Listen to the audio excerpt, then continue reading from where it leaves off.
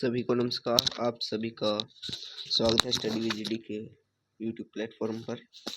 आज हम धातु और अधातु जो आपके 4th ग्रेड और अन्य सभी एग्जाम्स के लिए इम्पोर्टेंट एमसीक्यू है उसके ऊपर चर्चा करने वाले, जिससे कि पेपर में प्रश्न छपने की पूरी संभावना रहती है। तो वीडियो को शुरू करते हैं। तो कल हमने 51 प्रश्न कर लिए थे, आज 52वां प्रश्न है। कौन सा धातु है जिसका दहन चमकदार श्वेत ज्वाला के साथ संपन्न होता है? तो इसका होगा मैग्नीशियम। मैग्नीशियम रिबन को अगर जलाते हैं तो उसमें से श्वेत ज्वाला यानी सफेद रोशनी दिखाई देगी। निम्न में से कौन सी धातु जो उस ताप पर भी ऑक्सीजन से अभिक्रिया नहीं करती? तो इसका Au होगा, Au का सिल्वर। Na तथा K सोडियम तथा पोटेशियम धातु तेजी से अभिक्रिया करता है। ठंडे जल के साथ सोडियम और पोटेशियम अभिक्रिया करता है। निम्न में से कौन सी धातु जल में डालने पर तैरने लगती है? तो इनमें से सभी पोटेशियम, मैग्नीशियम और कैल्शियम। अगर किसी मिश्र धातु में एक धातु पारद है तो इसे क्या कहते हैं? तो इसे अमलगम कहते हैं। लोहा निम्न में से किसी धातु को उसके लवणों में विस्थापित कर देता है? तो कॉपर को। सल्फर के अयस्क का क्या नाम है? सल्फाइड। इस्पात में कितना प्रतिशत कार्बन होता है? 2%। निम्नलिखित में कॉपर का अयस्क कौन सा है? क्यूपराइट कॉपर का अयस्क है। निम्न में कौन सा अधातु विद्युत का सुचालक है? ग्रेफाइट। निम्न में से कौन अधातु विद्युत का सुचालक? ये तो हो गया। ग्रेफाइट कार्बन का एक अपर रूप है, मुलायम है ग्रेफाइट। आभूषण बनने वाला सोना कितने कैरेट का होता है? तो 22 कैरेट का सोना होता है, क्योंकि अगर 24 कैरेट के सोने के आभूषण बनाए तो वो टूट जाते हैं, बनते ही नहीं है। निम्न में से किस धातु को केरोसिन में डुबा कर रखा जाता है? सोडियम को।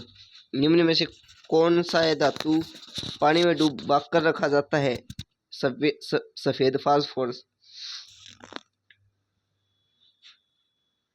तांबा और टीन के मिश्र धातु को क्या कहते हैं? कांसा। तांबे और टीन के मिश्र धातु को कांसा कहते हैं।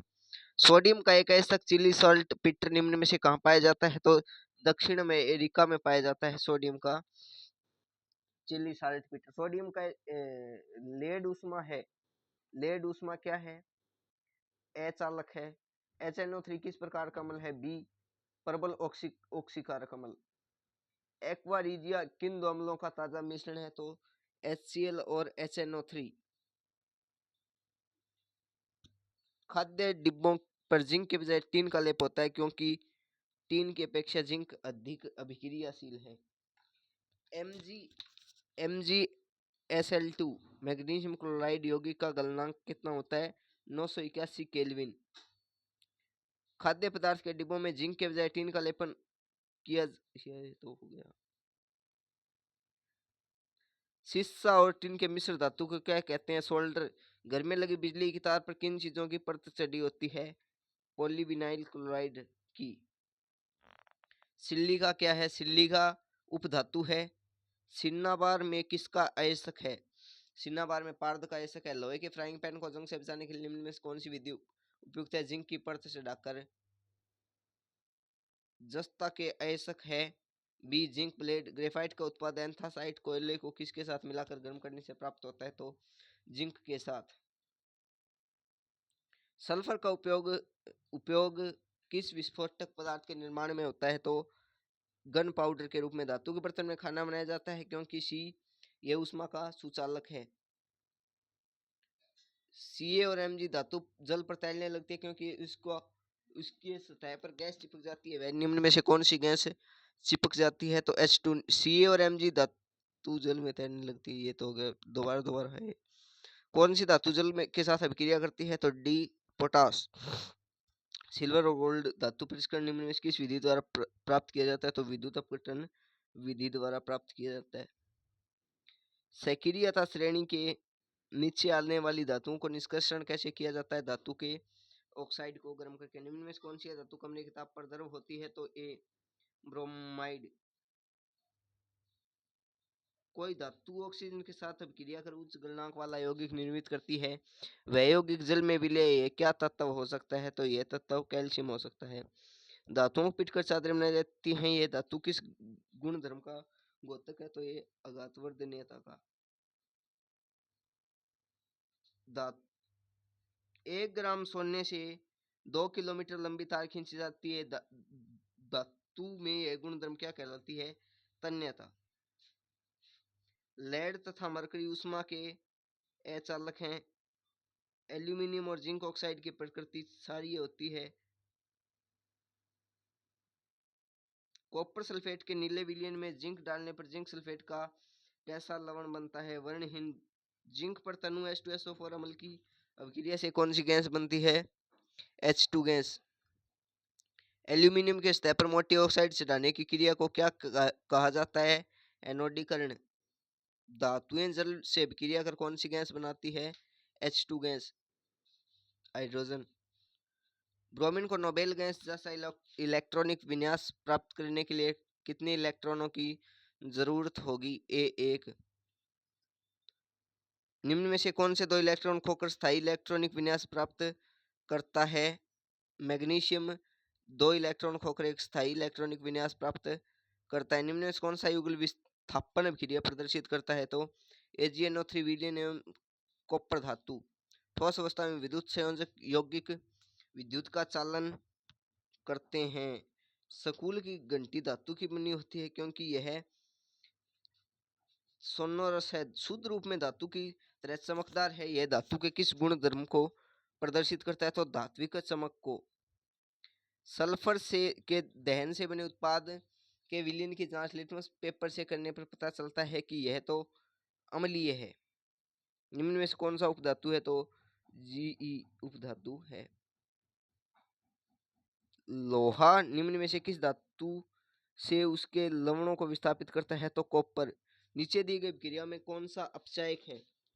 अपचायक इसमें से है Mn, मैग्नीज।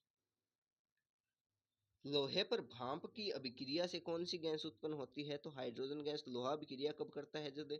जब भाप के साथ अभिक्रिया करता है लोहा। मैग्नीशियम के दहन से जो उत्पाद बनते हैं वह क्या कहलाते हैं या क्या होते हैं? क्षारीय उत्पाद। कॉपर वायु में उपस्थित आदर्श CO2 के साथ अभिक्रिया करता है जिसके सतह के भूरे रंग का चमक समाप्त होकर हरे रंग की प्रस्तुत जाती है। यह रंग क्या है? यह रंग कॉपर ऑक्साइड है। जिंक पर तनु H2SO4 की अभिक्रिया से कौन सी गैस बनती है? तो हाइड्रोजन। निम्नलिखित में किस विलयन का उपयोग दीवारों की सफेदी के लिए किया जाता है? तो BCaOH, कार्बन ये चूना होता है। टाइटेनियम, क्रोमियम, मैग्नीज तथा जिरकोनियम धातुओं को क्या कहते हैं? समारिक धातुएं। धातु द्वारा त्यागी गई इलेक्ट्रॉन की संख्या को उस धातु तत्व का क्या कहा जाता है? A, संयोजकता। निम्न में से किस धातु का गलनांक सबसे कम है? B, sodium. विद्युत संयोजक यौगिक गलित अवस्था में विद्युत का चालन करते हैं क्योंकि उनके आयनों के बीच ताप के कारण स्थिर विद्युत आकर्षण बल कमजोर पड़ जाता है। विद्युत संयोजक यौगिक कार्बन डाइसल्फाइड घुलनशील नहीं होते। सक्रियता श्रेणी के मध्य में स्थित धातुओं का निष्कर्षण किया जाता है धातु को ऑक्साइड में बदलकर कार्बन द्वारा अपचयन करने पर। सल्फर के अयस्क के क्या नाम हो सकते हैं? सल्फाइड। ऑक्साइड अयस्क को समृद्ध करने से के लिए इसे किया जाता है द्रव चालित धुलाई की जाती है। अम्लीय CuSO4 के विलयन का विद्युत अपघटन कराने पर शुद्ध तांबा जमा होता है कैथोड पर। क्रायोलाइट क्या है? क्रायोलाइट एक एल्यूमिनियम का अयस्क है। तो हमने 122% धातु और धातु के जो महत्वपूर्ण है वो कर ली है। इसमें से ही धातु और धातु का कोई प्रश्न आएगा तो आपके 4th ग्रेड और CET में आ सकता है। और कल सर्वोदय बैच में जो भाषा और बोलियां हैं उसकी वीडियो है। तो सभी को जय जवान जय किसान।